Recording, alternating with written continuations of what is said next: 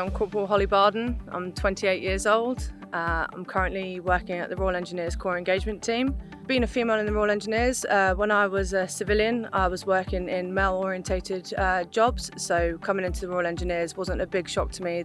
When I played corps football, there weren't many females to begin with. However, through the grapevine, staying in contact with those that do play football, there are more females to the teams, and that's happening with all the sports as well. I 100% do think that we are treated the same. If you are good at your job, you'll be treated exactly the same. If anybody is good at the job, male or female, you should all be treated and do get treated with the same respect. The Early Look Royal Engineers course, it's giving students all over the country the opportunity to have an insight to the Royal Engineers. They come here for 2 days at Gibraltar Barracks, and they'll take part in multiple different activities that we've got to offer, whether it be combat engineer role or more trade specific. My role will be the female nurturing. So if we have potential students or people who are about to start basic training and have shown an interest to the Royal Engineers, they will stay in contact with myself and I'll help them through the starting process, or when they're going through basic training,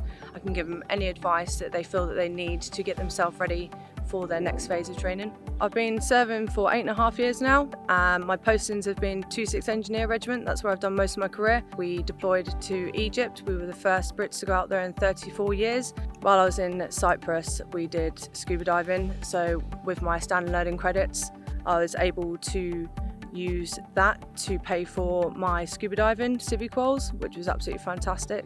So a big one is to say when you join the Royal Engineers, you do get a trade out of it.